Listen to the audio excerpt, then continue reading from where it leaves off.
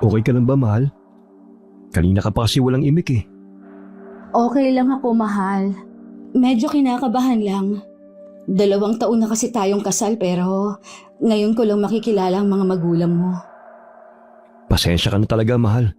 Kung hindi kita naipakilala kagad sa kanila. Napakalayo kasi talaga ng lugar namin sa probinsya eh.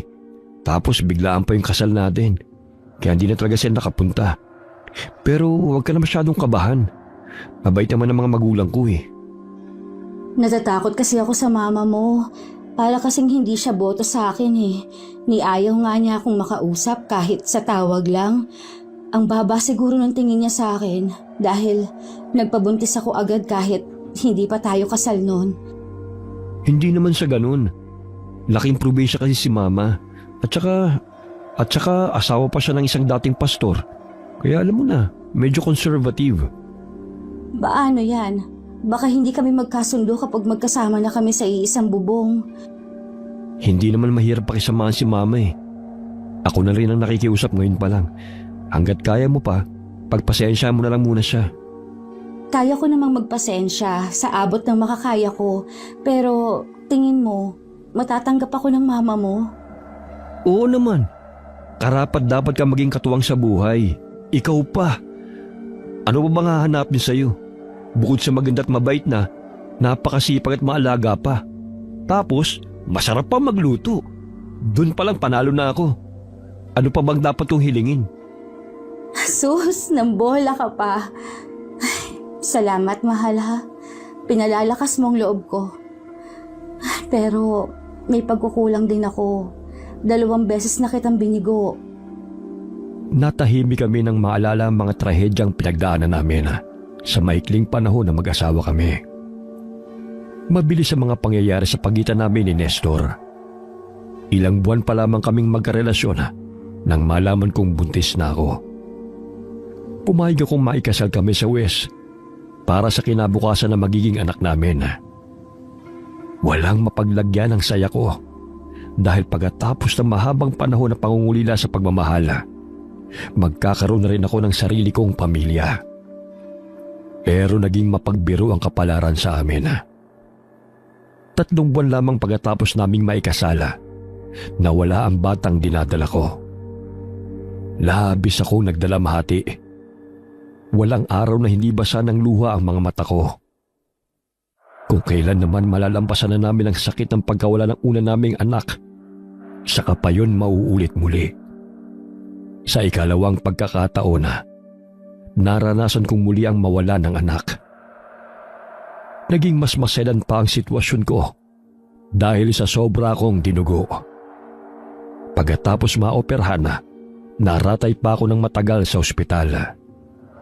Nauubos ang kakarampot naming ipon sa pagbabayad ng bills.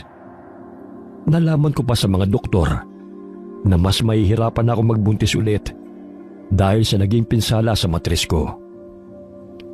Para akong pinagsukluban ng langit at lupa. Nawalan ako ng tiwala sa sarili dahil pakiramdam ko malaking kasiraan sa pagkababae ko na hindi ko mabibigyan ng anak ang asawa ko. Natakot akong maging dahilan pa ito ng hiwalayan namin. Kaya naging mapagpaubaya ako sa mga kagustuhan ni Nestor. Pumayag kaagad ako kahit marami akong agam-agam sa desisyon niyang umuwi kami sa probinsya nila para makipisan kami sa mga magulang niya. May planong Diyos para sa atin. Hindi niya tayo pababayaan.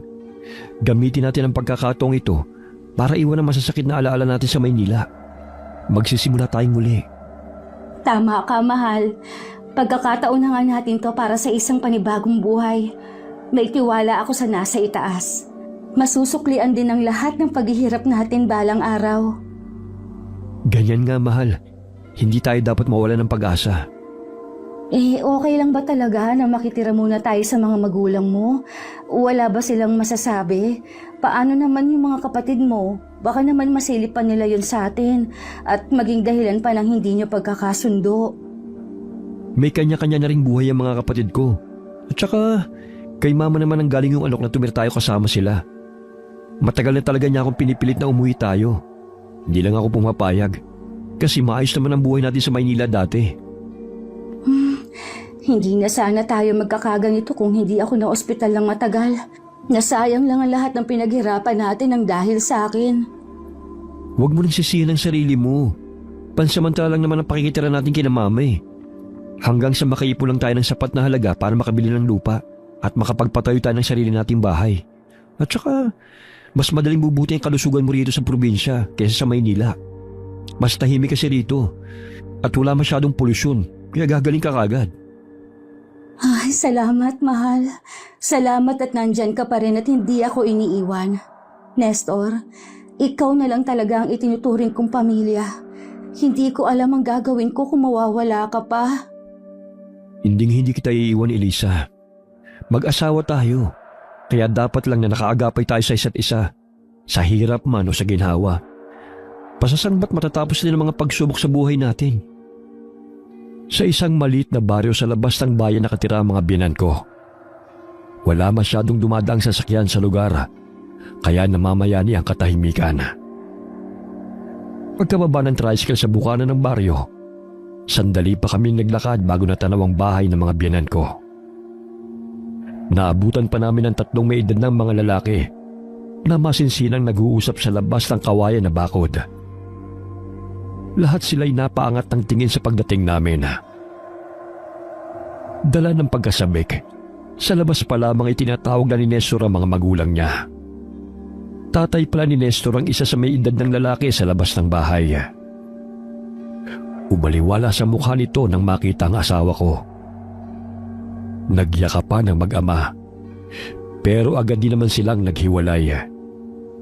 Tahimik lamang akong nakasunod.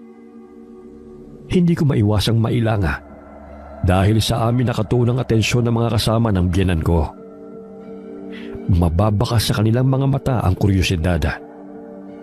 Mabuti na lamang at pinauna muna kami ng biyenan ko sa loob. Hindi namin napansin ni Nestor ang palitan nila ng mga makahulugang tingin.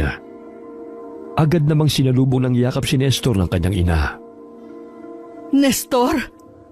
Nestor, ikaw nga anak! Ang tagal mong hindi umuwi.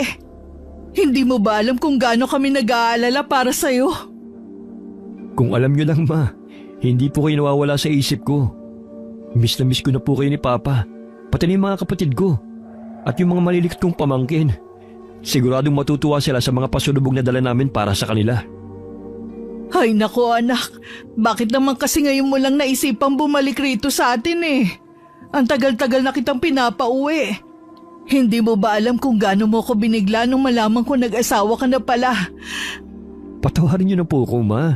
Bigla lang naman po talaga ang mga nangyari. Kaya wala na po kaming pagkakataong abisuhan kayo. Naging abala rin po ako sa trabaho. Tapos ilang beses pong na-ospital si Elisa. Di ba nasabi ko naman ang lahat ng mga nangyari nung huling tawag ko sa inyo? Di bali na, ang mahalaga ay nakauwi ka na ulit. Ang babaeng yan ba ang asawa mo? Kumusta po kayo, Ma? Ako po si Elisa. Masaya po ako at nakilala ko na rin po kayo sa wakas. Lagi po kayong kinukwento sa akin ni Nestor. Sa dinami-dami ng mga babae nagkakagusto sa anak ko eh. Hindi ko akalaing isang katulad mo lang ang mapapangasawa niya. Ngayon pa lang sinasabi ko na, hindi talaga kita gusto para kay Nestor. Man naman.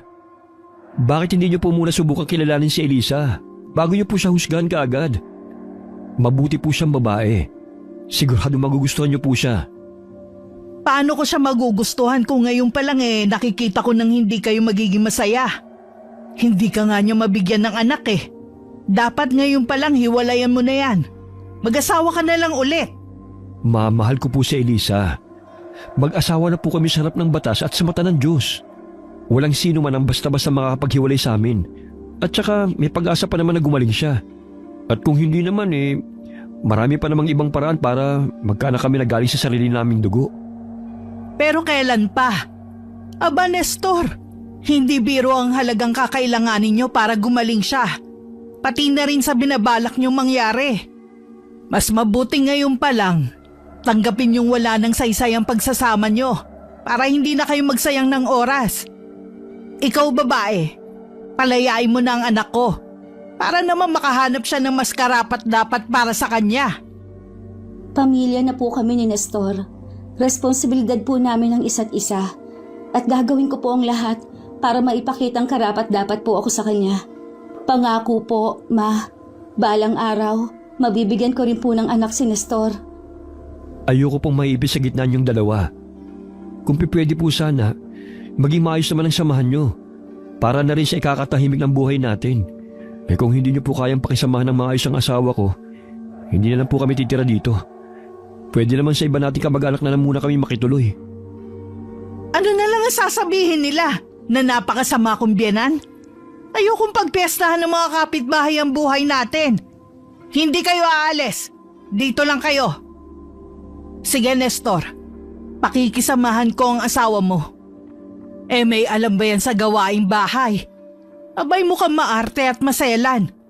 Matanda na ako, Nestor. Hindi ko na kayo kayang pagsilbihan. Hindi niyo naman po kailangan gawin yan, Ma. At saka maaasahan po si Elisa. Tutulungan niya po kayo. Ituring niyo na po siyang parang isa sa mga anak niyong babae. Tama po si Nestor, Ma. Tutulungan ko po kayong maglinis at mag-asikaso rito sa bahay. Hayaan niyong kami naman po ni Nestor ang magsilbi sa inyo. Nako, napakasarap po magluto ng asawa ko. Sigurado magugustuhan niyo po kahit anong putahing ihanda niya. Tsaka, tiyak mapaparaming kain niyo. Masarap nga ba talaga? Bakit sa itsura mo parang hindi ka pinapakain ng tama? Ang payat mo na, anak. Ma, hindi niyo ba nakikita itong nakaumbok kong tiyan?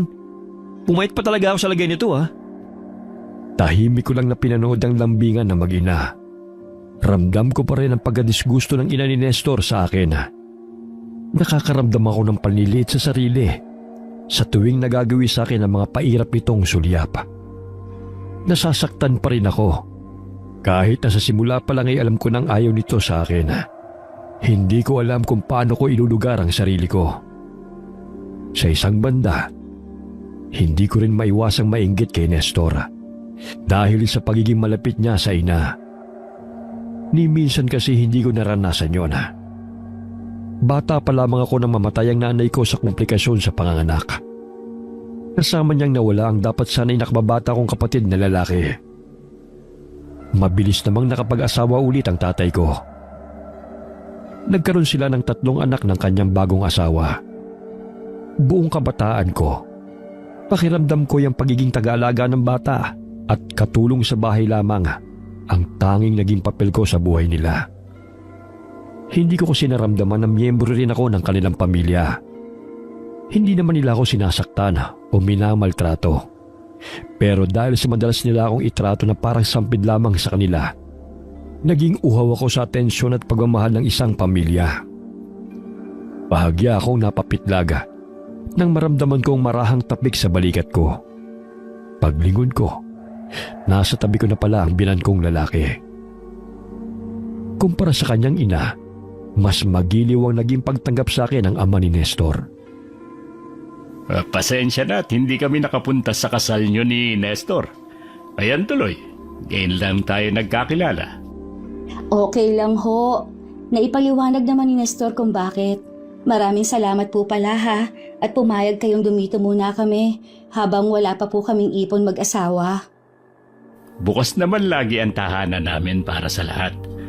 Masaya nga kami ng mama niya dahil makakasama namin siya ulit. Tawagin mo na lang din akong Papa, katulad ng tawag sa akin ni Nestor.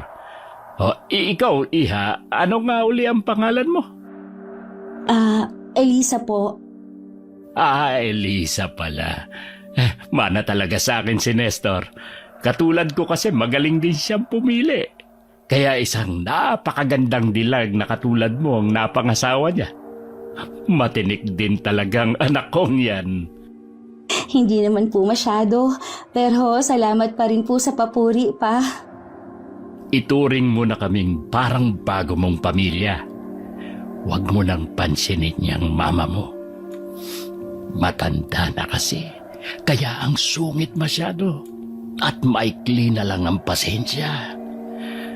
Hindi katulad mo, bata pa at sariwa. Po? Hindi naman po masungit si Mama. Concerned lang talaga siya kay Nestor. Nakakainggit nga po si Nestor dahil nakakasama pa niya kayo palagi. Ay naku, napaka maalalahanin mo pala. Sa bait mo yan, kakayan-kayanin ka lang. Pero mas mabuti na rin yon para siguradong magkakasundo tayo. Pwede ba kitang mayakap, Elisa? Magaan kasi ang loob ko sa'yo. Para ako nagkaroon ng isa pang anak na babae. Yun ay, kung papayag ka lang naman. Sige ho, pa. Wala hong problema. Dahil sa mabait na pagtrato sa akin ni Papa, hindi ko natanggihan ang hiling niya. Kahit ang totoo'y hindi ako komportable. Niyakap niya ako ng mahigpit. Ramdam ko ang paglapat ng katawan namin. Naramdaman ko pa ang pagtama ng mainit niyang hininga sa tenga ko. Walang ano-ano'y naramdaman kong parang inamoy niya ang leg ko. Munti ko na siyang maitulak palayo. Mabuti na lamang at siya rin naman ang kusang kumala sa pagkakayakap sa akin. Wala akong nakitang kakaiba sa ekspresyon niya. Naisip ko tuloy na baka hindi sadya ang nangyari. Nakonsensya pa ako dahil nabigyan ko kaagad ng mali siya ang isang simpleng bagay. Iwinaglit ko na lamang sa isipan ko ang pangyayaring yon. Kahit na may maliit na binhi ng pagkakabahala ang naiwan sa akin. Kahit pagod, nagpresenta pa rin akong ipagluto ang mga biyanan ko. Gusto ko kasing mas bumuti ang impresyon nila sa akin. Puring-puring ni Papa ang mga ulam na niluto ko. Samantalang panay lang ang mga puna ni Mama sa lasa. Hindi ko na lang din masyadong pinansin dahil nasimot naman ang lahat ng pagkaing inihanda ko. Wala pa man kaming isang araw sa poder ng mga biyenan ko. Bumungad na kagad sa akin ang malaking kaibahan ng pamumuhay sa probinsya. Katatapos pa lang naming maghapunan pero naghahanda na kagad kami sa pagtulog. Wala raw kasing ibang mapagkakaabalhan pagsapit ng gabi. Di wala nga silang TV o internet dahil mahina talaga ang signal sa lugar nila. May oras lang din ang supply ng tubig sa gripo at madalas sa umaga lamang. Kaya naman kinailangan pa akong ipagsalok ni Nestor ng pampaligong tubig galing sa malaking drum na imbakan. Nabigla rin ako nang malamang nasa labas pala at hiwalay sa bahay ang CR at paliguan nila. Walang mga poste ng ilaw sa baryo, kaya't napakadilim ng paligid. Gusto ko sana magpasama kay Nestor habang naglilinis ako ng katawan. Pero siguradong may masasabi si Mama. Kaya pinauna ko na lamang siya sa kwarto namin. Sementado na ang paliguan. Pero may mga siwang pa rin kung saan nakakapasok ang hangin sa loob at nagdadala ng ginaw sa akin. Hindi ako komportabling humarin ang lahat ng damit ko, kaya naligo kong suot pa ang mga panloob ko. Habang nagsasabo ng katawan, bigla ko na lamang naramdaman na may nanonood sa akin. Parang may mga matang hinahagod ng tingin ang kabuuan ko. Nagtayuan ang mga balahibo ko sa batok. Kinakabahan akong tumawag sa labas habang nakayakap sa sarili. May tao ba dyan? Nestor? Ikaw ba yan, mahal? Wala namang tao. Guni-guni ko lang ba na parang may nag-oobserba sa akin? Pero hanggang ngayon, kinikilabutan pa rin ako eh. Ilang beses pa akong tumawag sa labas, pero katahimikan lamang ang sagot sa akin. Tanging mga huni ng mga insektong panggabi at ilang kakaibang hayop lang ang narinig ko. Nagmamadali ko na lamang tinapos ang pagligo at kaagad na nagbihis. Lakad takbo ang ginawa ko papasok sa bahay. Napatayo si Nestor sa higaan dahil sa gulat nang makita niyang humahangos ako. Oh, mahal, bakit ganyan itsura mo? Ano nangyari? Tulog na ba ang mga magulang mo? Kanina pa sila sa kwarto nila. Baka nga tulog na eh. Bakit? Ano ba talaga nangyari? Nestor, wala bang namboboso rito sa lugar niyo? Pakiramdam ko kasi may nanonood sa akin kanina habang naliligo ako. Sino naman namang buboso sa'yo? Medyo dulo na tong bahay namin eh. Kaya wala na masyadong nagagawi rito ng ganitong oras. Baka naman binobosokin ng mga malignong nakatira sa labas. Ang sexy mo kasi, mahal eh. Nestor naman eh. Nangaasar ka pa talaga ha? Naninibago ka lang, mahal. Hindi kasi ganito ang nakasanayan mo sa Maynila eh. Baka guni-guni mo lang yun. Madilim kasi, kaya pakiramdam mo may nakatingin sa'yo. Siguro nga, ganun lang. Medyo nakakatakot nga ang dilim sa labas. Para kang nasa balong malalim. Kapag tumatanaw ako sa malayo, pakiramdam ko, may bigla na lang lilitaw na kung ano at hahablutin ako eh. Tinatakot mo lang ang sarili mo. Ganito talaga sa probinsya. Marami ka pang mararanasan dito na ibang-iba sa nakasanayan mo sa Maynila. Masasanay rin naman ako kapag nagtagal pa tayo rito. Sa ngayon, medyo naninibago pa ako. Tiis-tiis na lang muna tayo ha, mahal. Makukulture siya ka talaga sa umpisa. Medyo iba rin kasi ang nakagawian dito sa amin eh. Sa Maynila, pribado ang mga tao.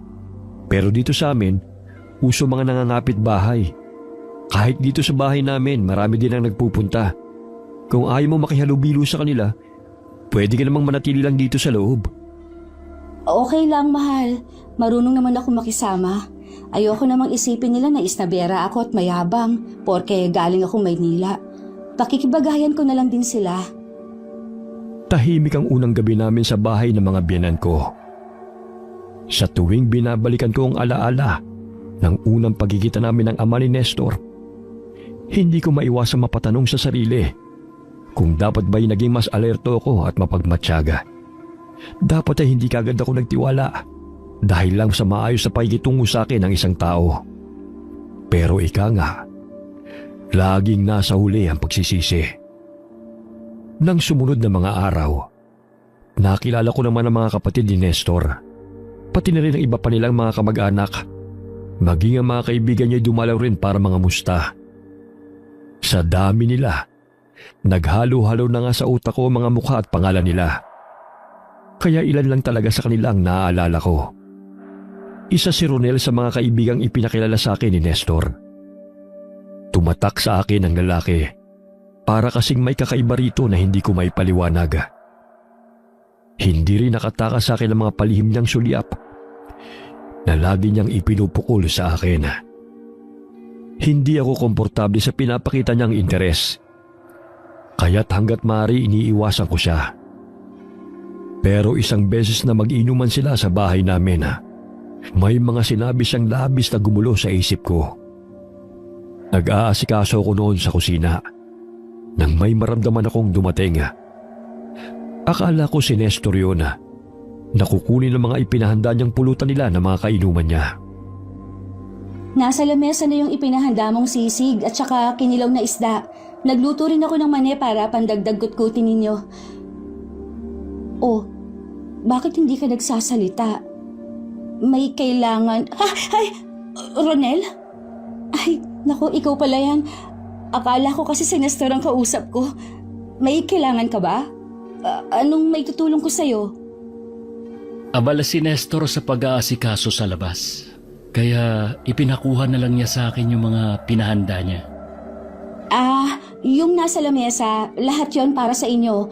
Kaya mo bang dalhin lahat o tutulungan na lang kita? Hindi na, Elisa. Kaya ko na to. Siguradong mauubos to agad. Kasi ang sarap mo talaga magluto. Maraming salamat sa pag-aabala. Wala yon. Bisita naman kay ni Nestor. May mga dumating din kaming bisitang babae. Kaklase namin noon. Bakit hindi mo kami samahan kahit sandali? Para naman makilala ka pa namin. Lalo na ako. Gusto pa kitang higit na makilala. May gagawin pa kasi ako eh. At saka, hindi rin kasi ako pwedeng uminom. Pinagbawalan din kasi ako ng doktor. Makakasama raw sa akin. Mahina kasi ang kalusugan ko eh. Wag na lang pala kung ganon. Mas mabuting alagaan mo ang kalusugan mo. Kumusta naman ang pamamalagi mo rito? Komportable ka naman ba? Komportable naman ako. Kailangan lang masanay. Kasama ko naman si Nestor kaya kampante ako. Gaano katagal na ba kayo magkakilala? Balita ko kasi biglaan yung kasal niyo? Halos magtatatlong taon na rin. Parang kailan lang pero ang dami na naming napagdaanan. 3 taon? Sandali pa lang pala kayo magkakilala. Marami ka pa palang hindi nalalaman kay Nestor at sa pamilya niya. Ha? Bakit? Ano pa bang dapat kong malaman kay Nestor? Sa tingin ko naman, sapat na ang ilang taon naming pagsasama para malaman ko kung anong klaseng lalaki siya. Mabuti at responsableng tao si Nestor. Hindi naman si Nestor yung tinutukoy ko, kundi yung tatay niya. Si Papa? Bakit? Anong meron sa kanya? Basta mag-iingat ka, Elisa. Lalo na ngayong may trabaho na si Nestor at mapapadalas nang wala siya sa bahay para samahan ka. Oh, Rodel, bakit nandito ka sa kusina? Nagkakasiyahan na yung mga kasama mo sa labas. Baka hinahanap ka na. Kayo po pala, Mang Edgar. Pinapakuha po ni Nestor yung mga pulutan. Ganun ba? Kailangan mo ba ng tulong na madala mga yan sa labas? Hindi na po, Mang Edgar. Kaya ko na po ito.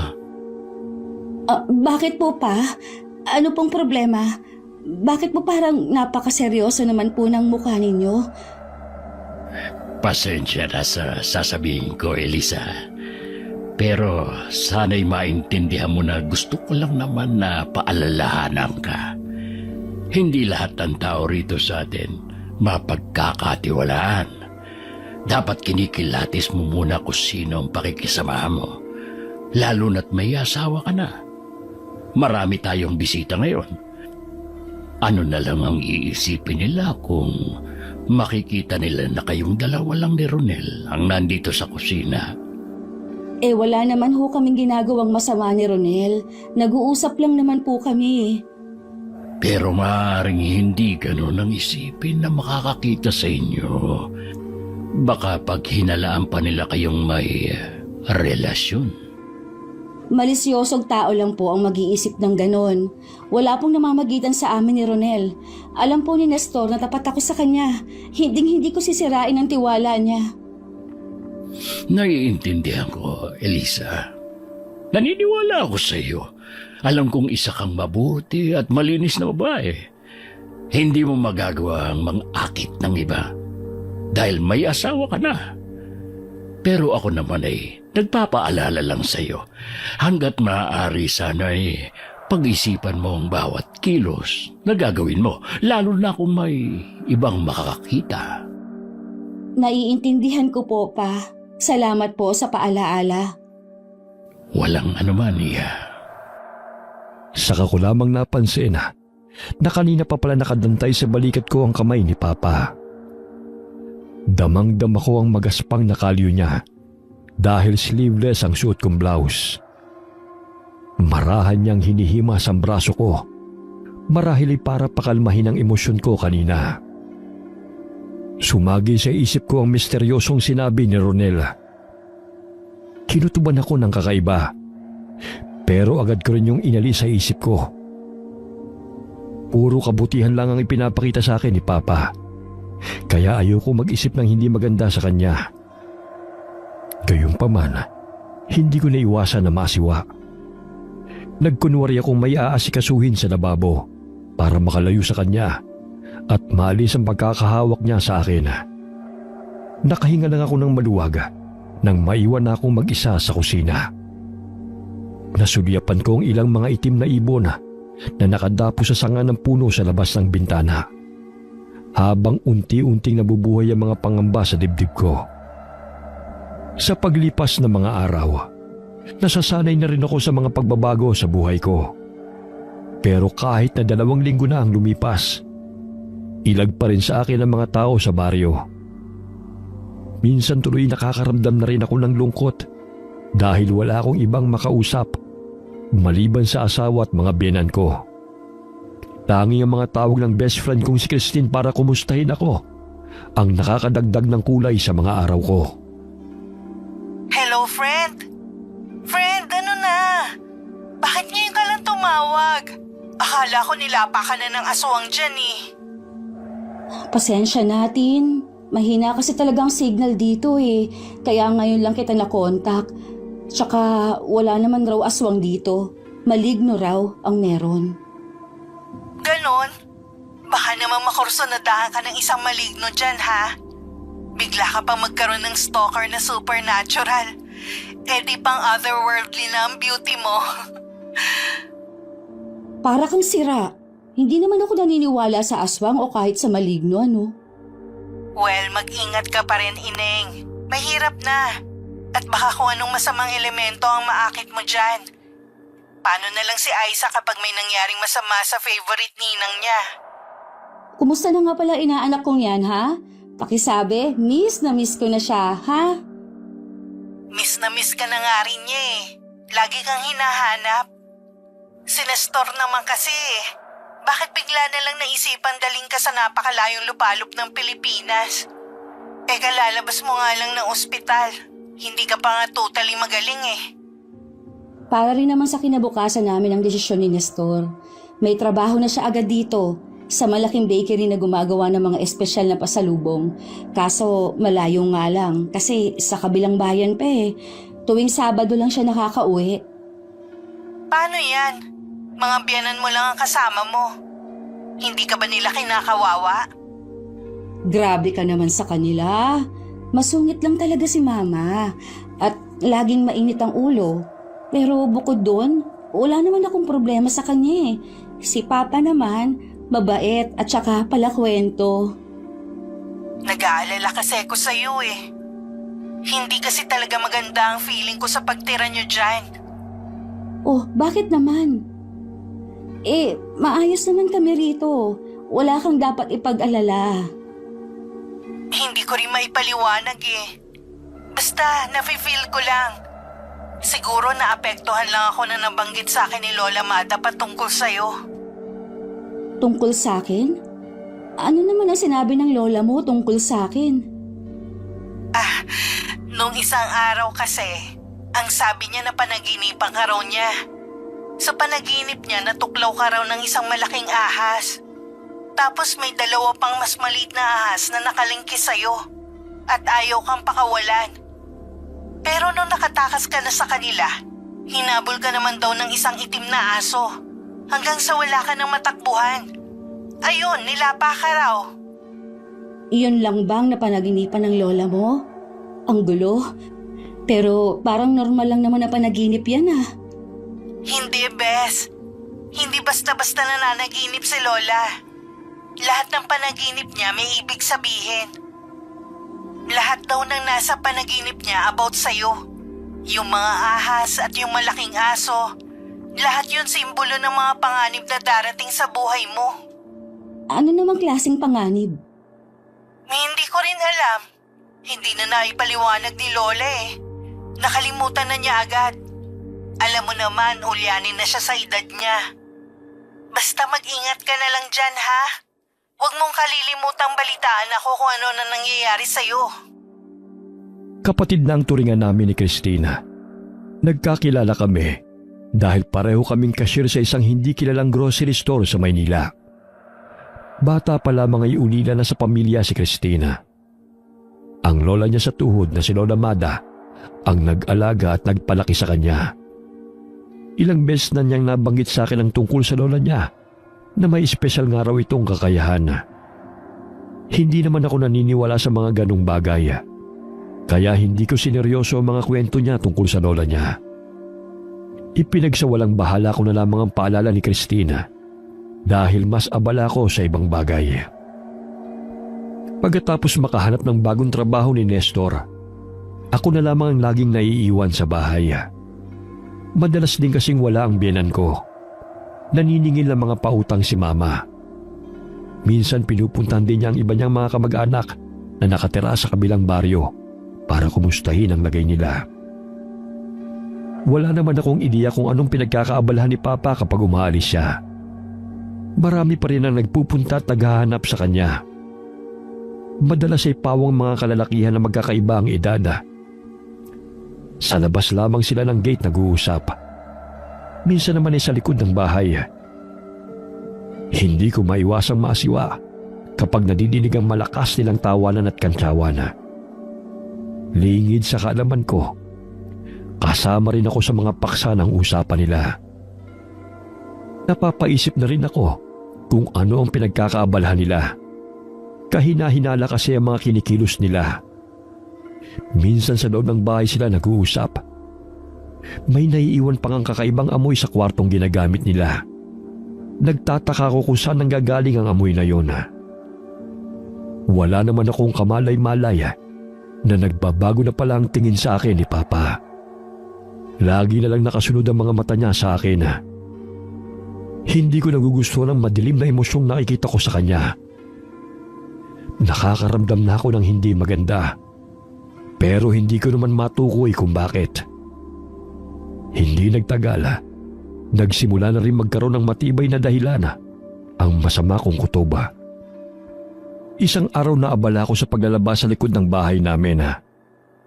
Mataman akong pinapanood ni Papa. Kaalis lamang ng mga naging bisita niya. Kaya kaming dalawa na lamang ang magkasama sa bahay. Ang sipag mo talaga, Elisa. Maswerte si Nestor at ikaw ang napangasawa niya. Kung nagkataong bumalik ako sa kabataan ko, naku, magiging karibal pa niya ako sa kamay mo. Maswerte rin naman po ako kay Nestor. Maayos niyang ginagampanan ng mga responsibilidad niya. Teka, ako na. Hayaan mong ako na ang magbuhat na mabigat na balding yan. Huwag na po pa, kaya ko na po ito. Huwag nang makulit. Hindi yan gawain ng babae. Ako na lang dyan. Kawawa naman ang malambot mong kamay. Namumula na. Para akong mapuputulan ng hininga ng biglang hablutin ni Papa ang kamay ko nang bubuhatin ko na ang balde ng tubig. Labis ang pagkabigla ko sa ginawa niya. Hindi ako kagad nakakilos. Marahan pa niyang hinaplos at pinisil ang palad ko. Kung hindi pa dumating si Mama at tinawag ako, hindi pa niya bibitiwan ang kamay ko. Noong unay akala ko'y wala lang ang nangyari. Pero dahil sa pagsasawalang bahala ko, mas lalo pang lumala ang sitwasyon. Isang gabi, habang naliligo ako, nakarinig ako ng mga kaluskos sa labas. Madalas kong nararamdaman na may naninilip sa akin kapag naliligo ako. Kaya mas naging alerto na ako sa mga kakaibang ingay. Hindi na rin ako naliligo ng walang suot na t-shirt man lamang. Kahit basa pa ang katawan ko, agad pa rin ako nagtapis ng tuwalya at nagmamadaling lumabas ng paliguan. Muntik ko pang mabangga si Papa na nakatayo pala sa labas ng pinto. Pa? Ano pong ginagawa niyo dito sa labas? Naiinitan kasi ako kaya naisip kong maligo. Kaso naliligo ka rin pala. Kung gusto mo, sabay na lang tayo. Makakatipid pa tayo sa tubig at oras. Tutulungan pa kita magsabon ng katawan. Hindi na po. Tapos na rin naman po akong maligo. Sayang naman. Kung gusto mo maligo ka ulit, marami pa namang tubig sa drum. Pag-iigib pa kita. Akma pang hahawakan ako ni Papa, pero nagmamadali ko na siyang iniwan. Hindi ako makapaniwala sa nakumpirma ko. May pagnanasa sa akin ang ama ni Nestor. Malaki din ang hinala ko na siya nga ang madalas na mamboso sa paliligo ko. Hindi ko alam ang gagawin ko sa mga nalaman ko. Unang sumagi sa akin na magsumbong kay Nestor. Pero ayoko namang magkasila silang mag-ama, lalo na at nasa puder pa nila kami. Marami nang iniisip sa trabaho si Nestor at ayoko na makadagdag pa. Pero hindi maaaring wala akong gawin. Bago pa ako tuluyang malagay sa alanganing sitwasyon, ipinagtapat ko na kay Mama ang mga ginagawa sa akin ni Papa. Naririnig mo ba yung sinasabi mo, Elisa? Sinisilipan at hinihipo ang kakamo ng asawa ko? Ang lakas naman ng loob mong gumawa ng ganyang klase ng kwento.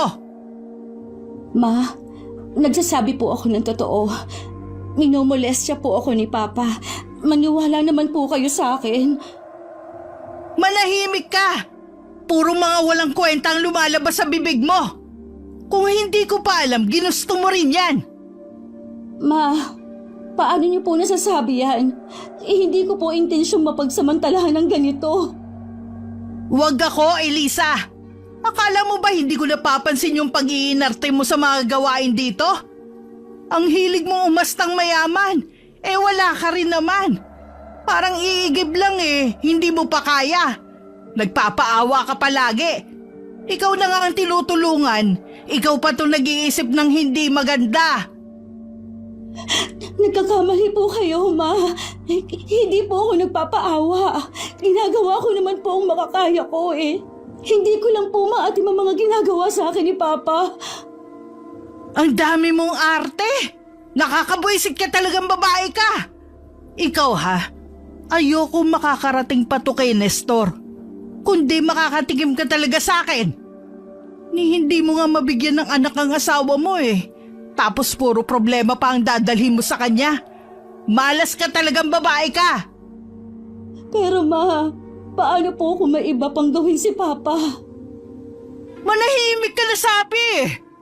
Kahit sino pang tao ang tanungin mo sa labas, lahat sila sasabihin hindi yan magagawa ng asawa ko. Lalabas lang na sinungaling ka.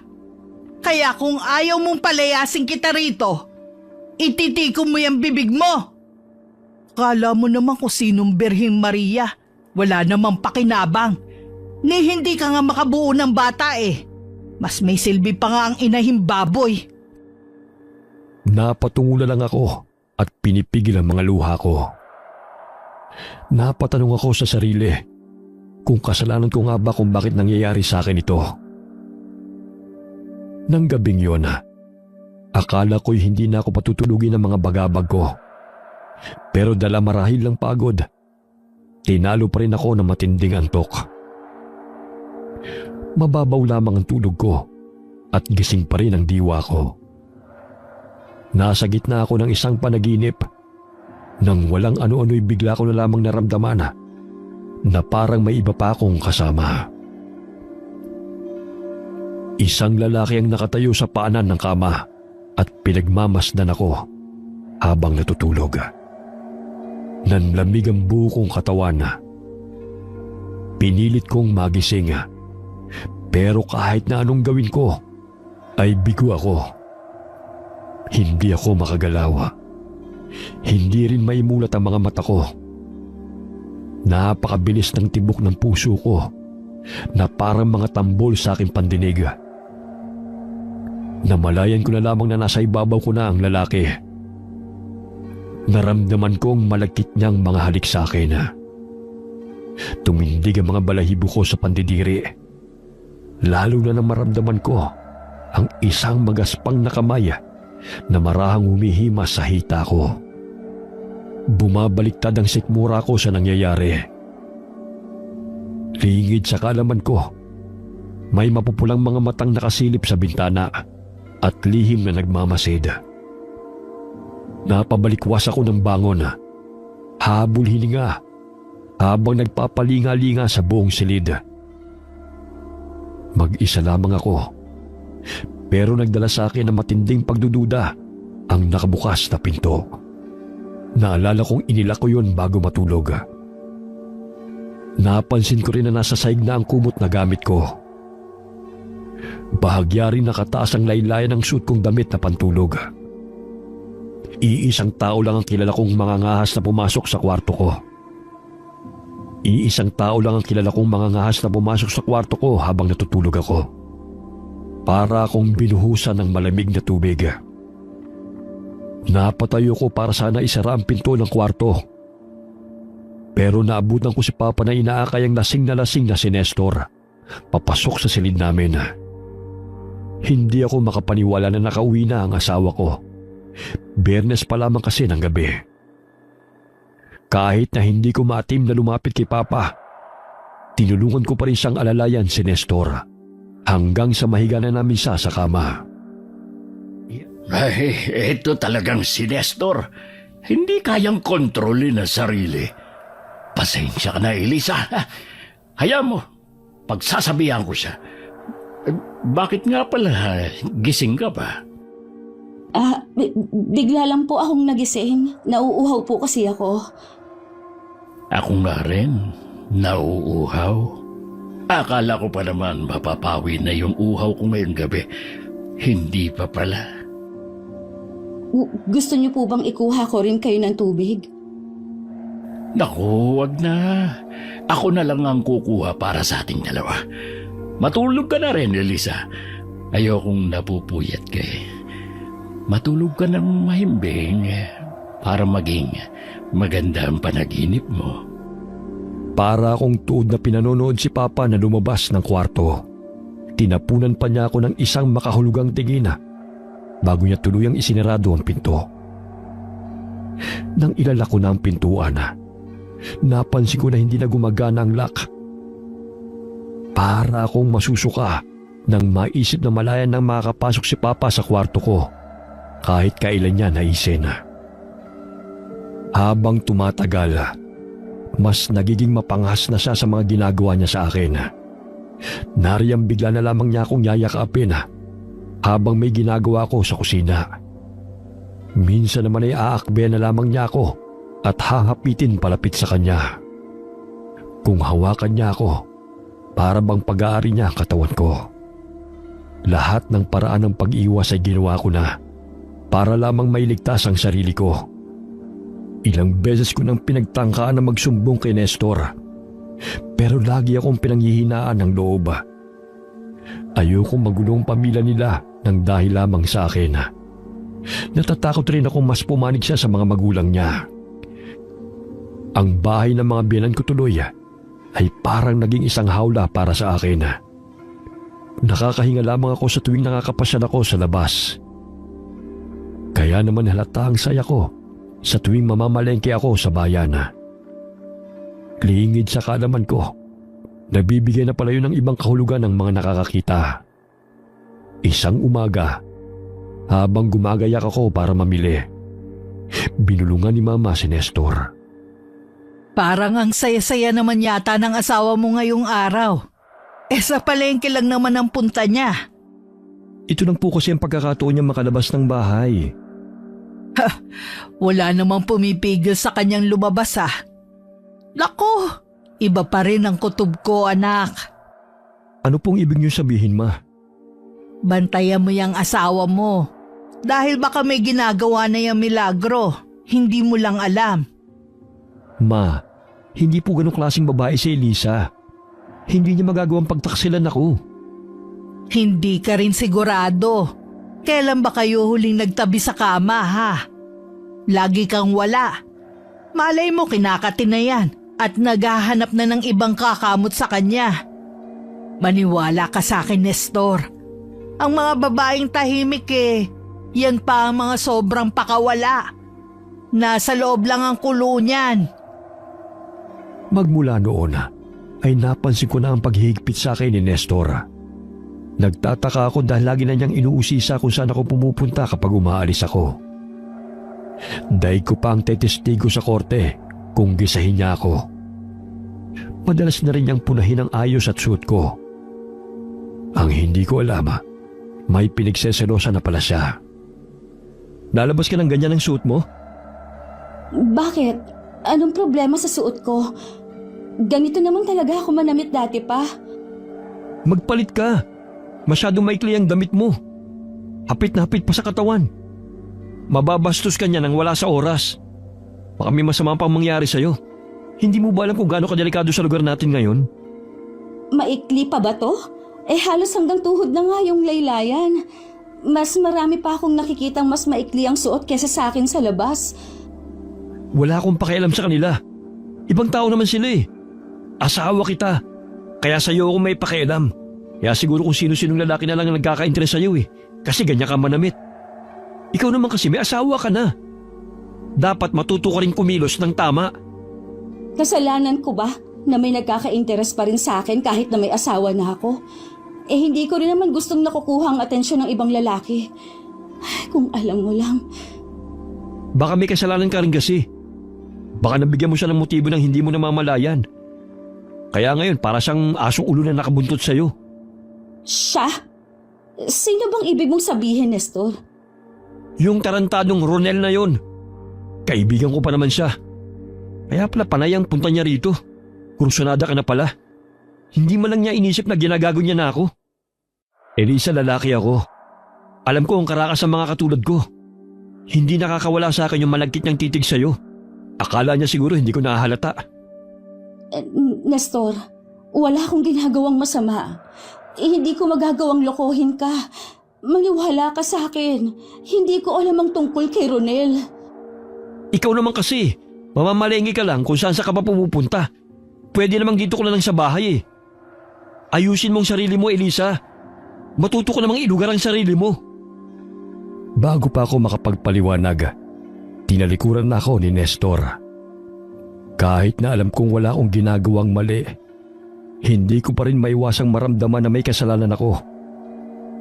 Nakukonsensya ako dahil minsan na nga lang kami magkasama pero nagtatalo pa kami. Simula na magkatrabaho uli si Nestor, nawala na siya ng oras sa akin. Umiikli na rin ang pasensya niya sa akin. Napagtataasan niya na ako ng boses na hindi naman niya ginagawa noon.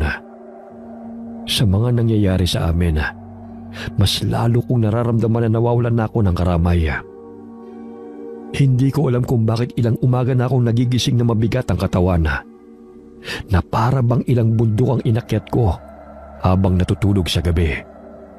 Nakapagtataka rin ng ilang mapupulang marka at pasa sa ilang parte ng katawan ko.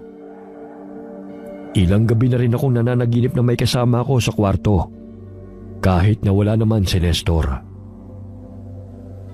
Minsan sa panaginip ko, nakakakita rin ako ng kakaibang nilalang na may mapupulang mata na nagtatago sa dilim, o kaya naman ay nakatayo lamang sa sulok at pinapanood ako habang mahimbing na natutulog. Ang ikinatatakot ko, baka si Papa ang nilalang na yun at ang napapanaginipan ko ay ang nangyayari sa realidad gabi-gabi. Napansin ko ring parang may nakialam sa cabinet na pinaglalagyan ko ng mga gamit ko. Wala na ang cellphone at pitaka ko roon. Nawawala rin ang ilang mga damit panloob ko. Tumitindi ang pagkabahala ko dahil hindi ko na matatawagan si Christina para ipaalam sa kanya ang mga nangyayari sa akin. Wala na rin akong sariling pera na magagamit kung gusto kong umalis. Para na talaga akong mawawala sa katinuan dahil sa mabigat na mga dinadala ko. Hindi ko na matim na maiwan kasama si Papa sa bahay, kaya lumalabas na lamang ako para maglibot sa baryo. Madalas akong nauhulog sa malalim na pag-iisip habang naglalakad-lakad, kaya hindi ko namamalayan kung saan ako nagagawi. Katulad na lamang ngayon. Dahil wala ako sa sarili kanina, hindi ko napansin na nagkamali na pala ako ng dinaanan. Nakarating ako sa ilog na malapit sa bandang likuran ng bahay namin. Maingay ang lagaslas ng malinaw na tubig. Nakakaakit ang ganda ng berdeng kapaligiran. Ilang minuto akong nakatulala habang nilalasap ang ganda ng tanawin nang bigla na lamang akong makarinig ng kaluskos. Napatingin ako sa direksyong yun. Nanlaki ang mga mata ko nang makita ang isang itim na aso na nakatingin sa akin. Nasa kabilang panig ito ng ilog. Tila nagiging kaisa ito ng mga aninong likha ng nag-aagaw na liwanag at dilim. Gumapang ang kilabot sa aking katawan nang mapatitig ako sa mapupulan nitong mga matang nakatutok sa akin.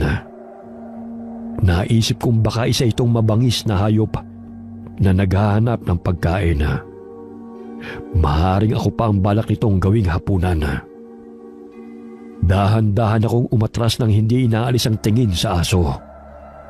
Tila estatwa naman itong hindi gumagalaw. Tumalikod ako at tatakbo na sana palayo nang mabangga ko ang isang pamilyar na lalaki. Ronel, anong ginagawa mo rito? Ako ang dapat magtanong sa'yo niyan, Elisa. Dumidilim na. Hindi ka na dapat nasa ganitong lugar. Hindi yan ang importante ngayon. Ronel, may nakita akong mabangis na hayop sa tabing ilog. Baka bigla na lang yung tumawid at sugurin tayo. Nasaan? Wala naman ako nakikita. Hindi mo ba talaga nakikita? Ayun sa... Teka, saan napunta yung aso? Nandun lang yan kanina. Sigurado ka ba sa nakita mo? Baka naman na malikmata ka lang. Sigurado ako, Ronel. May nakita talaga ako. Malaking itim na aso at pulang mga mata. Para talagang gusto akong lapain ang asong yun. Mapanganib talaga rito ng ganitong oras. Huwag mo nang alalahanin na nakita mo. Ihahatid na kita sa inyo. Uwag na. Kaya ko na umuwi mag-isa. Baka makita pa tayo ng mga biyanan ko at makarating pa to kay Nestor. Pinagseselosan ka na ng asawa ko. Ayokong lalo pa siyang maghinala sa akin. Sandali, Elisa. Bago ka umalis, may gusto muna akong sabihin sa'yo. Ano ba yun? Sabihin mo na ng diretsyo. Elisa, gusto kong malaman mo. Nakahanda akong gawin ng kahit ano para sa'yo. Alam mo namang may asawa na ako, di ba? Hindi ka na dapat nagsasalita ng ganyan sa akin. Baka may iba kasing makarinig at pag-isipan pa tayo ng hindi maganda. Nakakahiya naman kung makakarating pa kay Nestor. Ano naman kung may asawa ka na? Maraming ang mag-asawa dyan. Ilang dekada ng kasal pero naghihiwalay pa rin sa huli. Hindi ka kayang ipagtanggol ni Nestor. Pero ibahin mo ko. Dahil ako, kaya kitang ipagtanggol kahit kanino. Ay, Ronel naman. Alam mo naman ang ugali ng mga tao rito, di ba? Alam mo kung gaano sila makapanghusga. Ayokong malunod sa laway ng mga tsismosa at tsismoso rito sa tabi-tabi. Nakikiusap na ako sa'yo. Kung pwede sana, ibalin mo na lang ang paghanga mo sa ibang babaeng mas karapat-dapat sa atensyon mo. Hindi ko magagawa yon. Unang beses pa lang kitang nakita, nahulog na agad ang loob ko sa'yo. Alam kong ikaw na ang babaeng gusto kong makasama habang buhay. Naririnig mo ba? Ha? Yang mga sinasabi mo? May asawa na nga ako. Mahal ko si Nestor at hindi ko siya magagawang pagtaksilan. Hindi ko sisirain ang pagsasama namin. Kaya pakiusap, Ronel. Ibang babae na lang. Sigurado naman akong mas marami pang mas karapat-dapat kaysa sa akin. Pero ikaw ang gusto ko, Elisa. Nakahanda akong gawin ang lahat para sa'yo. Sabihin mo lang, kung papayag kang makasama ako, kahit na may asawa ka pa, magagawa naman yan ng paraan. Matutulungan din kitang mawala sa landas mo, ang biyanan mong lalaki. Anong ibig mong sabihin, Ronel? Anong nalalaman mo? Higit na mapanganib ang biyanan mong lalaki kesa sa inaakala mo. Pero kaya kitang iligtas sa kanya. Basta ipangako mo lang na mapapasakin ka. Hindi pwede ang gusto mo, Ronel. Nasa iyo ang desisyon, Elisa. Mataman lamang akong tinitigan ni Ronela. Dahil sa nagbabadyang dilim, hindi ko makita ng malinaw kung ano ang kanyang ekspresyon. Sandali siyang nag-angat ng tingin at parang may tinatanaw sa likod ko. Tinapunan niya ako ng isang makahulugang sulyap bago siya tumalikod at umalis. Napapitlag naman ako sa gulat nang biglang may marahas na humatak sa braso ko. Ay bakit nakikipagkita ka sa lalaking yun? At sa ganitong lugar pa talaga? May tinatago ba kayo? Magkalaguyo ba kayong dalawa? Ha? Sumagot ka, Elisa! Ow! Pa? Anong ginagawa niya rito? Bitiwan niyo po ako. Nasasaktan po ako sa ginagawa ninyo. Akala ko, mabuti kang babae, pero mukhang nagkamali ako. Makasalanan ka rin pala. At dapat na parusahan. Taksil kang babae! Taksil! Hindi ko po naiintindihan ang sinasabi niyo. Hindi ko po pinagtataksilan ng asawa ko. Wala po akong ginagawang masama. Nagkakaila ka pa? Kitang-kita ng dalawang mata ko ang kilos nyo ni Ronel. Nagyakapan pa kayo? Yun ba ang walang relasyon? Parang bingi si Papa sa pagsusumamo kong pakawalan niya ako. Nilulukob na rin ako ng takot sa matinding galit na nakikita ko sa mga mata niya. Hinatak niya ako papalapit sa kanya hanggang sa wala ng distansya sa pagitan ng mga katawan namin. Naramdaman ko ang mainit niyang hininga na tumama sa pisngi ko. Mas lalo pa ako nagpumiglas dahil sa takot na maaari niyang gawin sa akin. Walang ano-ano'y bigla na lamang may sumugod na mga itim na ibon sa amin. Pinilit naming makaiwas. Nakawala ako sa pagkakahawak ni Papa at walang sinayang na sandali para makaalis sa lugar na yon. Nagmamadali akong tumakbo pa uwi. Naabutan kong nasa kusina si Mama kasama si Nestor. Lahat ng mga bumabagabag sa akin ay napalitan ng masidhing kasiyahan nang makita ang asawa ko. Para akong batang nakahanap ng kakampi. Niyakap ko si Nestor. Tuluyan na akong napaiyak. Kusa nang lumabas sa bibig ko ang lahat ng kinikimkim kong takot at alalahanin na dala sa akin ng papa niya. Hindi pa man ako natatapos. Nagsimula na kagad maghurmentado ang mama niya. Akma pang ang susugurin ako, pero maagap siyang napigilan ni Nestor. Nakita mo na, Nestor, kung gaano ka walang kwenta na pangasawa mo? Huminahon po kayo, Ma. May tamang paliwanag ang lahat. Elisa, nagsasabi ka ba ng totoo? Maniwala ka sa akin, Nestor. Minamahanap na ako ng papa mo. Ilang beses ko nang pinagsawalang bahala ang ginagawa niyang pananamantala sa akin, pero hindi ko na kaya. Ayoko na. Umalis na tayo rito, Nestor. Hindi ko na matitiis na manatili pa tayo rito. Elisa, bakit mo naman ako tinakbuhan? Gusto lang naman kitang makausap. Lumayo ka sa akin! Isa kang demonyong mapagpanggap! Tama ng pagkukunwari mo! Ano po ba talagang nangyari, Pa? Ayoko sanang umabot kayo sa ganito, anak. Hindi ko alam kung paano ko sisimulan. Ano pong ibig niyo sabihin? Sabihin mo, Edgar, huwag mo hayaang siraan ka ng babaeng to. Kasi, anak, huwag ka sanang magagalit kay Elisa, ha? Mabuti siyang babae. Hindi niya siguro magagawa ang iniisip ko, pero nakita ko kasi siya. Silang dalawa ni Ronel. Nakita ko silang dalawa na magkayakap sa tabing ilog. Hindi totoo yan! Sinungaling ka! Masahol pa pala kayo sa iniisip ko! May ginagawa ka palang kababalaghan. Sabi na nga ba may nakadiskubre kasi sa milagrong ginagawa kaya naghahanap ng ibang masisisi. Totoo bang sinasabi ni Papa, Elisa? Nagsisinungaling siya, Nestor. Ako ang asawa mo. Sa akin ka maniwala. Pero Elisa, ama kong pinaparatangan mo. Kilala ko si Papa. Mabuti siyang tao. May respeto siya sa mga kababaihan. Hindi niya magagawa ang sinasabi mo. Sinasabi mo bang nagsisinungaling ako? Hindi naman sa ganun. Pero Elisa, hindi ka pa magaling. Hindi ba't nasabi naman yun ng doktor na makakaranas ka pa ng depresyon sa pagkawala ng anak natin? Maaring yun ang dahilan kung bakit naguguluhan ka sa mga nangyayari. Kaya siguro nagawa mo ring lumapit kay Ronel. Oy, Nestor! Mas kakampihan mo ba yung babaeng niya kesa sa mga magulang mo? Tama na. Huwag na kayong mag-away pa. Haaminin ko na ang kasalanan ko. Dapat ay hinayaan ko na lang ang pribadong buhay niyong mag-asawa. Hindi na dapat ako nakialam pa.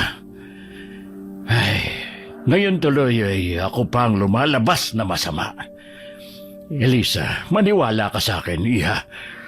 Wala akong masamang balak sa'yo.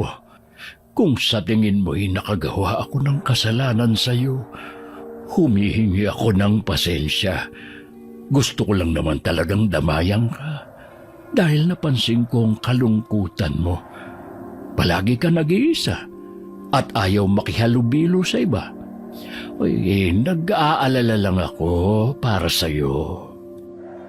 Kahit ako'y muntik nang maniwala sa paghingi ng dispensa ng matanda, nadadala ako sa pagpapanggap nito. Gulong-gulo din ang isip ko dahil sa mga sinabi ni Nestor. Hindi ko na iwasang balikan ang lahat ng nangyari simula nang dumating kami sa bahay ng mga biyenan ko. Nagdududa kasi ako sa sarili ko kung may basihan nga ba ang mga pinaparatang ko sa biyenan kong lalaki. Naitanong ko rin sa sarili ko kung ako lang ba talaga nagbigay ng mali sa mga kilos at salita nito. Kahit hindi sigurado, nagmatigas pa rin ako at hindi na lamang kumibo. Nanatili akong bingi sa mga paghingi nito ng tawad sa akin. Nakita ko sa mukha ni Nestor ang awa para sa kanyang ama. Natulala lamang ako at nawala ng kibo. Nang gabing yon, kinausap ko ng masinsinan si Nestor. Hindi ko na ipinilit ang mga paratang ko sa kanyang ama. Pero sinabi ko sa kanyang ayoko nang manatili sa bahay na yon. Gusto kong lumipat na lamang kami at magrenta kung kinakailangan. Tutol si Nestor. Pero hindi na magbabago ang desisyon ko. Sa huli pumayag na rin siya at sinabi maghintay pa kami ng 3 araw para makapaghanda sa paglipat namin. Natulog kami magkatabi ni Nestor. Pero pakiramdam ko'y napakalayo niya sa akin. Nabubuhayan na ako ng loob habang parating ang araw ng pag-alis namin ni Nestor. Hindi na ako lumalabas ng kwarto namin kahit na anong pagbubunga nga pa ng mama niya. Ang akala ko'y magiging maayos na ulit ang lahat. Pero hindi ko inaasahan na may mangyayari pa palang mas lalong gigimbal sa buhay ko. Mag-iiwan pa ito ng isang napakadilim na alaala sa akin na madadala ko hanggang sa pagtanda ko. Isang araw, bago ang pag-alis namin ni Nestor, bigla na lamang silang ipinatawag para makipaglamay sa isa nilang kamag-anak. Wala akong ganang makihalubilo sa ibang tao, kaya nagpaiwan lamang ako. Nangako rin si Nestor na uuwi rin kaagad bago gumabi. Pero na mag-aalas 6 na at wala pa rin sila, nagsimula na akong kabahan. Hapon pa lang ay maulap na ang kalangitan at manaka-naka na rin ang pag-ambon na may kasama pang kulog at kidlat. Ilang beses akong sumilip sa bintana, hinihintay ang pagdating ni Nestor. Pagsapit ng dilim, nagsimula nang bumagsak ang malakas na ulan. Bigla ko na lang narinig ang sunod-sunod na katok sa pinto. Kinutuban na ako na hindi si Nestor ang nasa labas. Kasabay ng malakas na kulog, biglang naputol ang kuryente. Inilantad ng liwanag ng kidlat ang biyenan kong lalaki. May kakaiba sa ikinikilos nito. Parang hindi mapakali at malikot ang paningin. Namumula rin ang gilid ng mga mata nito. Napakabilis ng tibok ng puso ko. Nababalot ng tensyon ang buo kong katawan. Pero pinilit ko pa rin magpanggap na mahinahon habang ang isip ko ay abala sa paghahanap ng paraan para mailigtas ang sarili. Pa? Ano pong ginagawa mo rito? Hindi ba dapat kasama kayo ni Mama sa lamay ni Nanang Loida? Hindi naman importante ang lamay ng matandang amoy lupa na yun. Mabuti nga at natuluyan na rin siya sa wakas. Pa, ang mabuti siguro, magpahinga na po kayo. Mukha po kasing hindi maayos ang pakiramdam ninyo eh. Naku, Elisa, kung alam mo lang kung gaano kasarap ang pakiramdam ko ngayon, ilang hakbang na lang at mararating ko na ang langit. Umaayon pa sa akin ang panahon. Sa pagkakataong ito, pwede na kitang sarilinin ng matagal. Wala nang istorbo sa atin. Pa, pakiusap. Isipin niyo po si Nestor. Huwag niyo po sanang ituloy ang pinaplano niyo. Elisa, hindi mo alam kung gaano ako nasasabik sa'yo. Pagkasabi nun ay bigla na lamang niya akong sinunggaban. Napakabilis ng naging kilos niya. Nahablot kagad niya ang braso ko at saka ako isinalya sa pader.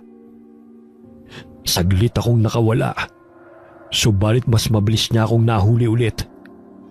Natumba kami pareho. Agad siyang kumubabaw sa akin at ginamit ang katawan niya para ikulong ako at hindi makakilos. Pa, huwag po. Maawa po kayo sa akin. Sabik na sabik ako sa iyo, Elisa. Bango-bango mo. Bingi na siya sa mga pagmamakaawa ko. Kahit anong pagpupumiglas ko, hindi ako makawala sa pagkakabihag niya sa akin. May edad na siya at halatang nasa impluensya ng ipinagbabawal na gamot. Pero malakas pa rin ang katawan niya, kaya wala akong kalaban-laban. Sinikmuraan pa niya ako para matigil ang pagpupumiglas ko. Napaigik ako sa sakit at nakalupaypay lang. Hanggang sa nagawa na niyang sirain ang mga botones ng suot kong damit. Masuka-suka ako nang maramdaman ng malikot na kamay niya na gumagala sa katawan ko. Ang tanging nagagawa ko na lamang ay ang tumangis at magmakaawa. Oh, huwag kang umiyak. Sigurado akong magugustuhan mo naman ang gagawin natin eh. Wala namang problema kung matitikman ko ang asawa ng anak ko. Kahit paulit-ulit pa. Mag-ama naman kami. May sasabihin din ako sa iyong sikreto. Alam mo ba, napakasarap mong pagmasdan habang natutulog ka. At walang kamalay-malay sa nangyayari sa iyo. Pero gusto ko namang maiba. Gusto ko namang malasap mo habang gising ang walang kapantay na langit. Dahil sa labis na pandidiri, ay dinuroan ko siya sa mukha. Nagdilim ang ekspresyon niya. Nabasa ko sa mga mata niya ang maitim niyang plano sa akin na siguradong hindi ko magugustuhan. Tuluyan na nga akong nawala ng pag-asa. Lahat ng tahimik kong pagsusumamo ay inialay ko na lamang sa itaas. Marahas niya akong pinaghahalikan. Hindi ako makaiwas dahil mahigpit niyang hinawakan ang baba ko. Pikit mata ko na lamang tiniis ang lahat. Larawan ako ng kawalang pag-asa. Narinig ko na lamang ang malakas na pagkasira ng pinto. Kasunod ng pagkawala ng lalaki sa ibabaw ko. Nang imulat ko ang mga mata ko, isang nakagigimbal na tagpo ang nasaksihan ko. Nilalapan ng dalawang malaking asong itim ang biyanan ko. Sa kabila ng walang patid na mga sigaw at pagmamakaawa nito, hindi naman nagtagal at tuluyan na rin itong nanahimik. Nakita ko si Ronel na nakatayo at pinagmamasdan ng parehong senaryo. Hindi ako makapaniwala sa kanyang kasalukuyang anyo. Umiilaw ng kulay pula ang kanyang mga mata. Tila mas lalong lumaki ang katawan niyang tinubuan ng mahahabang balahibo. Sa dulo ng kanyang mga kamay ay ang matutulis na mga kuko. Napansin niyang nakatingin ako sa kanya. Lumapit siya sa akin at inalalayan akong makatayo. Ronel, anong klaseng nilalang ka? Isa akong aswang, Elisa. Pero hindi ka dapat matakot sa akin. Narito kami ng mga kalahi ko para iligtas ka. Wala na siya, Elisa. Hindi ka na niya masasaktan pang muli. Pero mali ang ginawa niyo. Ano ba ang gusto mong mangyari sa kanya? Makukontento ka na lang ba na patuloy pa rin siyang mabubuhay pagkatapos ng gagawin niya sa'yo? Habang ikaw ay patuloy na magdurusa sa mga madidilim na alaala? Tama lang ang sinapit niya, Elisa. Hindi ko na pinakinggan pa ang sunod niyang mga sinabi. Dahil hindi ko maamin sa sarili ko na nakakaramdam nga ako ng kasiyahan. Dahil wala nang taong ilang beses na pinagsamantalahan ang kahinaan ko. Nanatili akong nakatulala sa gulagulanit na katawan ng binan kong lalaki. Nagkalat ang dugo sa sahig. Nanunot ang masangsang na amoy sa ilong ko. Tuluyan na ngang bumaliktad ang sikmura ko. Matindi ang traumang dinanas ko ng gabing yun. Wala mang naiwang peklat sa katawan ko. Habang buhay namang nakatanim sa alaala ko ang lahat ng nangyari. May nakarinig pala sa mga sigaw ng biyenan ko. Pero huli na nang dumating ang mga otoridad. Kaming dalawa na lang ni Ronel ang naabutan nila. Kaya nakompromiso kami pareho. Naabutan din nila ang bakas ng isang karumal-dumal na krimen. Nakulong si Ronel dahil sa lamang ang pangunahing sospek. Kumalat pa ang chismis na magkalaguyo raw kami. Nahuli raw kami ng binan ko at para maitago ang lihim namin, nagawa ni Ronel ang pagpatay. Namatay ang binan kong lalaki na malinis pa rin ang pangalan dahil hindi na lumabas sa mga itinatago niyang baho. Walang naniwala sa mga akusasyon ko na manyakis ito at ilang beses na akong pinagsamantalahan na gumagamit din ito ng ipinagbabawal na gamot. Ilang sampal ang natanggap ko galing sa ina ni Nestor. Tahimik lamang akong umiiyak dahil nakita ko sa ekspresyon ng asawa ko ang paninisi at pagsususpecha. Napagtanto ko ng mga oras na yon na wala na ngang pag-asa ang pagsasama namin. Tila isang kutsilyo yun na tumarak sa dibdib ko. Gumuho ang mundo ko. Matagal bago ako muling nakabangon. Lumipas ang 7 taon. Kasalukuyan akong nakikitira sa bahay ni Christina habang nagtatrabaho pa sa ibang bansa ang asawa niya. Buntis kasi ang kaibigan ko at kailangan niya ng mga kasama. Ako na lamang nagpresentang samahan siya at ang inaanak kong si Aiza. Malaki rin kasi ang utang na loob ko kay Christina.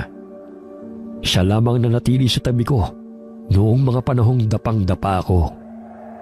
Kung hindi dahil sa kanya at sa inaanak ko, hindi ko magagawang makabawi muli. Malaki rin ang naitulong ng lola niya sa akin. Sayang nga lang at wala na ito.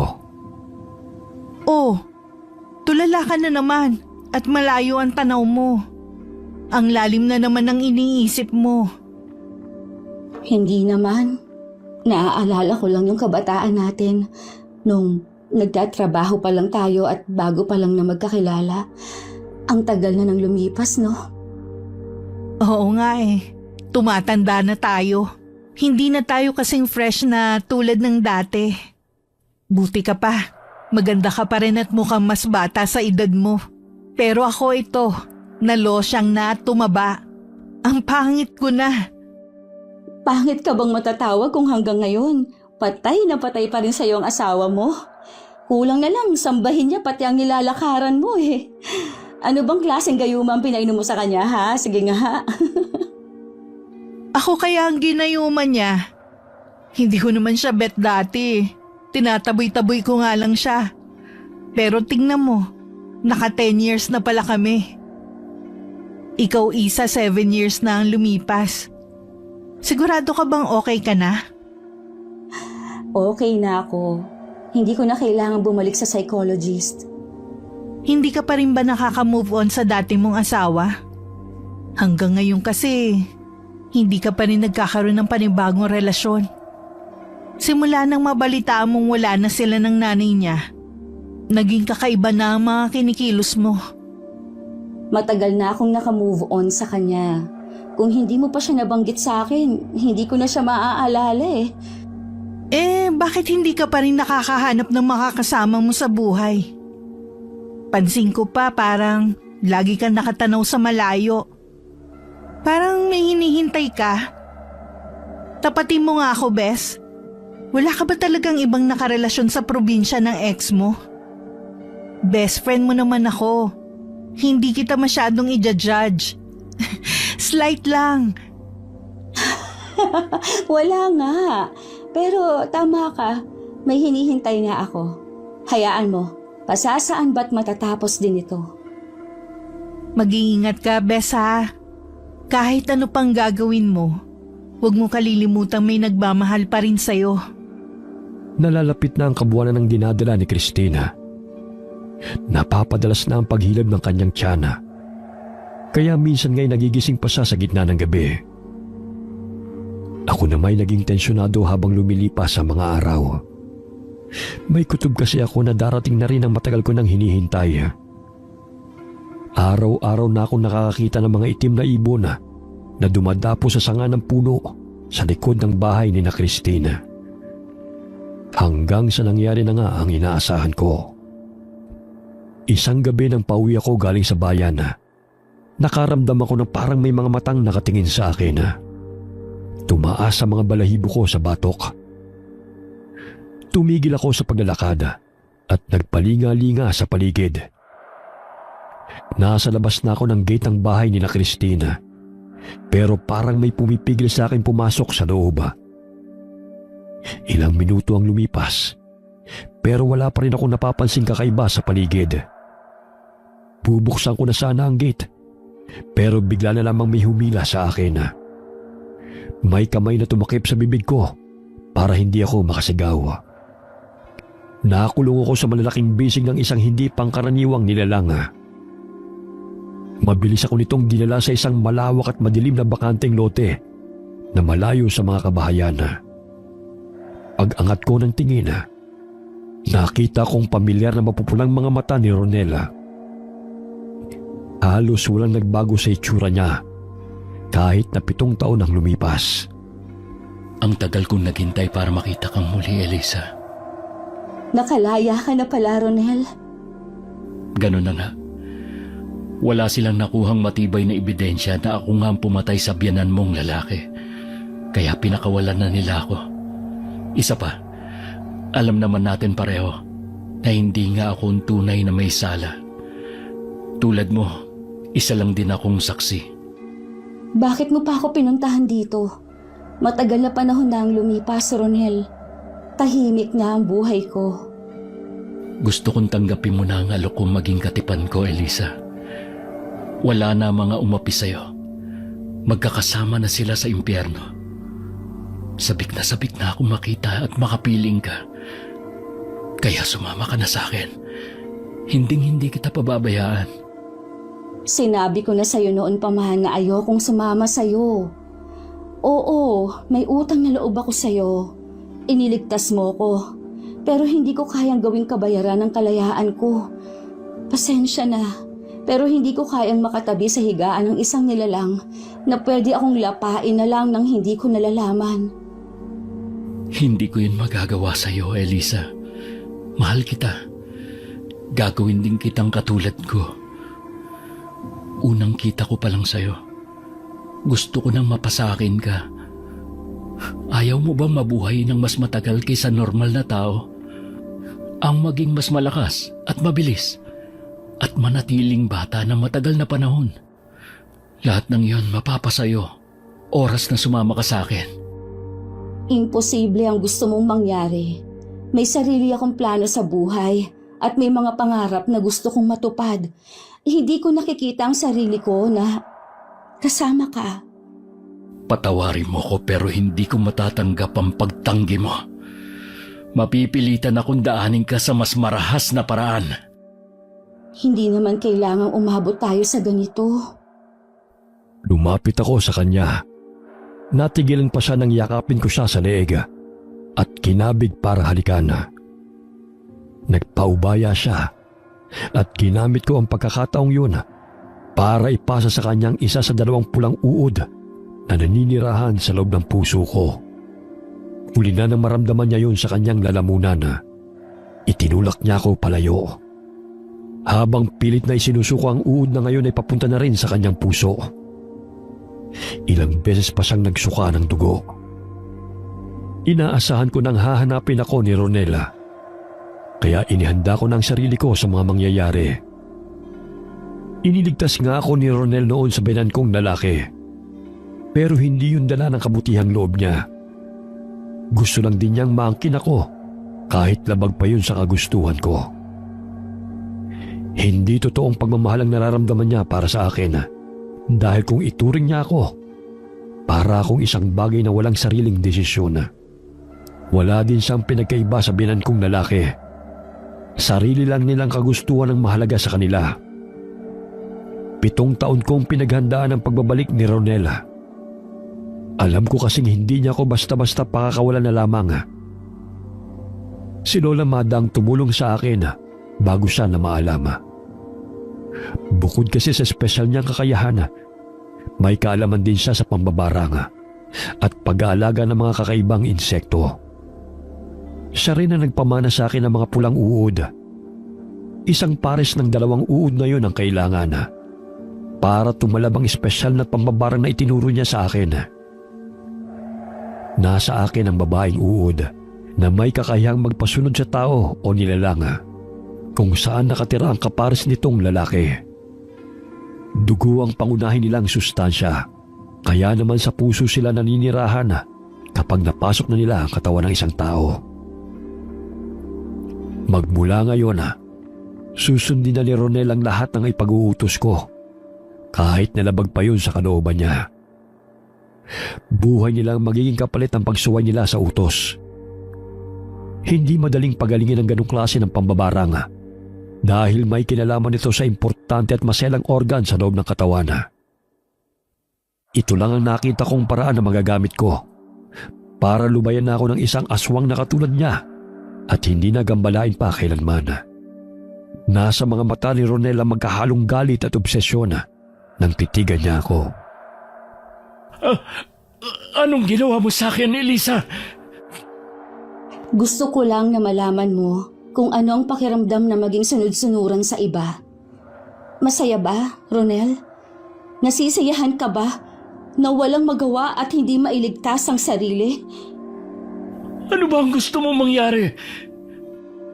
Gusto ko lang makatulog ng mahimbing sa gabi na hindi na natatakot na may magtatangka pa sa akin. Mangako ka, Ronel. Hinding-hindi ka na magpapakita pa sa akin kahit na kailan.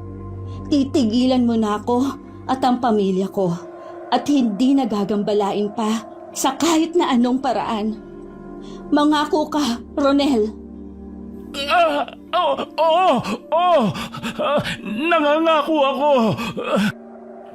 Para akong nabunutan ng tinik nang tuluyan nang nawala si Ronel sa buhay ko. Sa loob ng 7 taon, parang nakatigil lamang ang oras ko at muli lamang yung gumalaw pagkatapos mawala ng bumabagabag sa akin. Nakaramdam na uli ako ng kapanatagan ng loob. Ilang buwan pagkatapos manganak ni Christina, bumalik na ako ng Maynila at dinalaw ang tatay ko at ang pamilya niya. Niyakap namin ang isa't isa nang magkita kaming muli mag-ama. Hindi ko akalaing sabik din ng tatay ko na makita akong muli.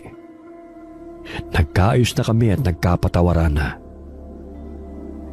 Natutunan ko na rin mahalin ang sarili ko at tumayo sa sarili kong mga paa. Sa kasalukuyan ay tahimik na muli ang buhay ko at wala na akong ibang mahihiling pa. Wakas. As. As. As. As. As. As.